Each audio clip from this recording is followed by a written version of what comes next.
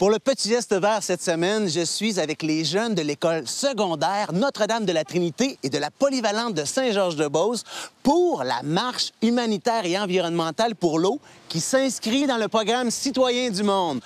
Vous êtes prêts, gang? Ouais! On y va!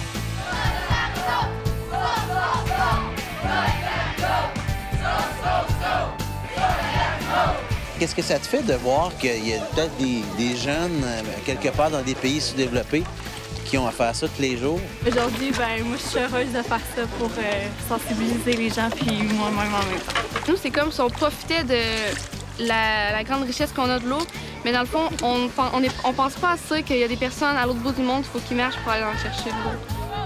René-Claude, tu es enseignante en mathématiques et tu es la fondatrice de ce programme Citoyens du monde. Parle-moi de ce programme un peu. Oui, effectivement.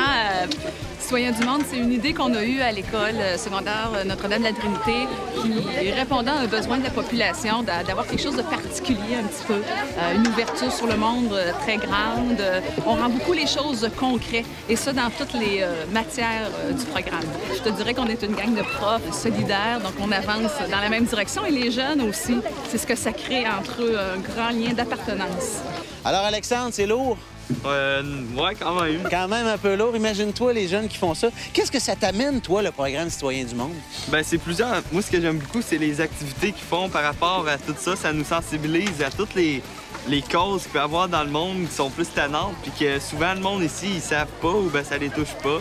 Pas trop lourd, là? T'en as pas trop mis? Non, c'est pas si pire. C'est pas si pire? Oui, c'est beaucoup moins pire que les gens dans les pays sous-développés, sûrement. Ça crie, il y a de la joie. Les jeunes semblent vraiment prendre part entière à ce projet-là. Les jeunes sentent qu'ils sont maintenant des acteurs et des citoyens du monde parce qu'ils savent que dans plusieurs années, ce seront eux les acteurs du changement, donc au niveau des grandes causes humanitaires. Ce qui se passe ailleurs, souvent, a des conséquences ici. Ce qui se passe ici a des conséquences ailleurs. Donc, c'est ce qu'on veut leur faire comprendre. J'imagine que ça va avoir une succession dans, oui. dans le futur. Oui.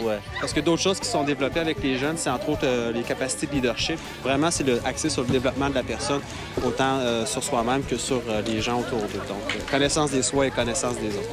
On arrive ici au parc pour prendre de l'eau. On s'en retourne ensuite à l'usine de filtration. C'est combien de kilomètres là, qu'on va marcher? C'est près de 6 km qu'on marche. 6 kilomètres quand oui. même. Donc, ça reflète un peu la réalité des gens dans les pays du tiers-monde qui ont à faire ça presque tous les jours. Absolument. Comment tu penses qu'ils se sentent, les gens qui vivent ça tous les jours?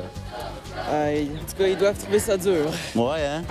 Puis toi, dis-moi, Valérie, quand, exemple, tu prends ta douche le matin, t'as-tu une petite pensée après avoir fait cette marche humanitaire? Bien, c'est sûr que maintenant qu'on l'a fait, on comprend vraiment plus ce qui peut leur arriver. Puis là, maintenant, quand on va ouvrir le robinet, on va se dire « Ouais, mais nous, on a de la chance, donc au moins d'économiser l'eau, ça serait déjà un bon pas à faire. » Mais vous, je vous aide un peu.